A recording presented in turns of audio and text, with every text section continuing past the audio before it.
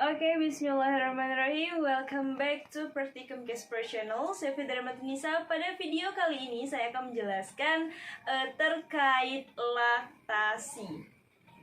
Oke, jadi laktasi adalah keseluruhan proses menyusui dari ASI ini diproduksi sampai dengan proses bayi menghisap dan menelan ASI. Nah, ASI atau air susu ibu ini sendiri merupakan cairan yang dihasilkan oleh kelenjar payudara dari proses laktasi ini sendiri yang terdiri dari komponen gizi dan non-gizi. Nah, terdapat 3 bentuk ASI nih teman-teman dengan karakteristik dan komposisi yang berbeda-beda. Apa saja? Yaitu pertama ada kolostrum, lalu ada ASI transisi dan ASI matang. Nah, pertama itu adalah tadi kolostrum. Nah, kolostrum ini adalah cairan yang dihasilkan oleh kelenjar payudara setelah melahirkan 4 sampai dengan 7 hari yang dengan volume 150 sampai dengan 300 ml per hari. Lalu ada lagi tadi ASI transisi. Nah, ASI transisi ini dihasilkan setelah kolostrum setelah melahirkan ini perkiraan 8 sampai dengan 20 hari dengan kadar lemak dan laktosa lebih tinggi, sedangkan protein dan mineral itu lebih rendah. Lalu yang terakhir ada ASI matang ya. Nah, ASI matang sendiri ini adalah ASI yang dihasilkan 21 hari setelah melahirkan dengan volume yang bervariasi nih, sekitar 300 sampai dengan 850. Oke, next lanjut kepada faktor-faktor yang mempengaruhi produksi ASI. Apa saja sih? Nah, yang pertama itu ada frekuensi payudara, lalu ada lagi umur saat ibu ini melahirkan, lalu ada lagi penyakit akut ya. Penyakit akut juga bisa berpengaruh atau menjadi faktor dari produksi ASI. Kemudian ada konsumsi rokok, konsumsi narkoba, pil KB. Nah, ini juga ternyata sangat berpengaruh untuk memberikan pengaruh dalam produksi ASI itu sendiri.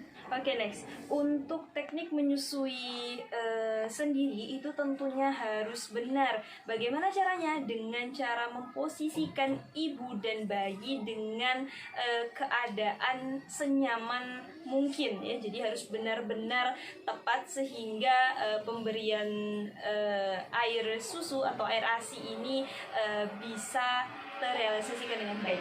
Jadi selanjutnya saya akan memperlihatkan beberapa gambar ya tentang bagaimana sih sebenarnya posisi yang tepat untuk ibu saat menyusui anak-anaknya, baik itu satu anak ataupun untuk anak kembar.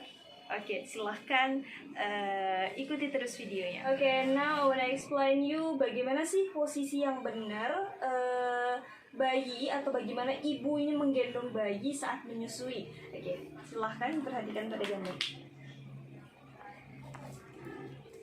Oke, yang pertama di sini ada cradle position. Jadi apa sih cradle position? Itu adalah posisi menggendong ya. Jadi pada posisi klasik menyusui ini bayi digendong dengan kepala bayi itu dilekuk siku tangan ibu. Nah, seperti ini. Lalu yang kedua ada lagi cross cradle position. Nah, cross cradle position ini atau posisi menggendong silang. Nah, ini posisi pada posisi ini ibu itu menyangga kepala bayi dengan lekuk siku. Nah, seperti ini. Jadi dia disangga dengan lekuk siku tangan ibu. Nah, kemudian ada lagi di sini side lying ya, side lying position. Ini adalah posisi tidur bersisian. Oke, side lying position.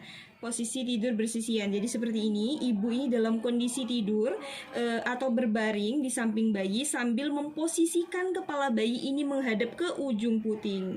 Oke, terlihat pada gambar jelas ya. Kemudian ada light back position.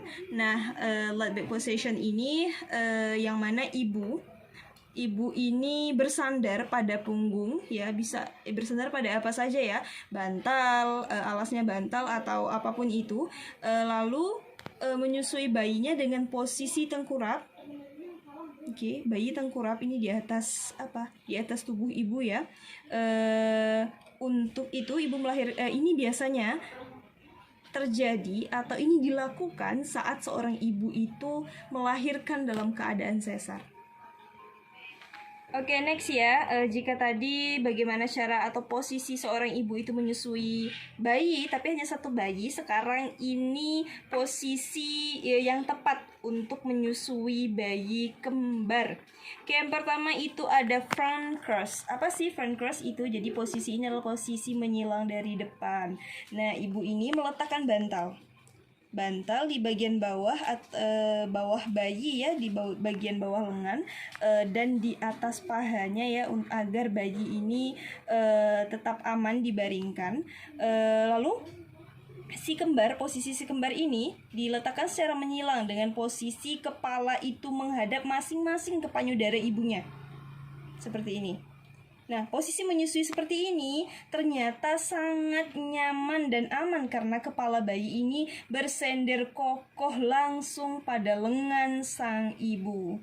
Oke, bisa dilihat sangat jelas ya pada gambar. Lalu yang kedua itu ada upright latch. Nah, apa sih upright latch? Itu adalah posisi tegak. Jadi posisi menyusui kembar secara tegak, terutama ini cocok untuk bayi-bayi kembar yang sudah memasuki usia di atas 3 bulanan ya, dimana leher tulang belakang sudah mulai lebih kuat. Jadi posisi tegak ini bisa dilakukan dengan cara menundukkan bayi dan lalu menundukkan kedua anak ini di bagian paha. Jadi ibu di sini ibu dalam keadaan duduk dan mendudukkan kedua anaknya ini di bagian paha, namun tetap dialasi dengan bantal seperti itu. Oke, thank you for watching. Semoga bermanfaat. Please like, comment, share, and subscribe. Assalamualaikum warahmatullahi wabarakatuh.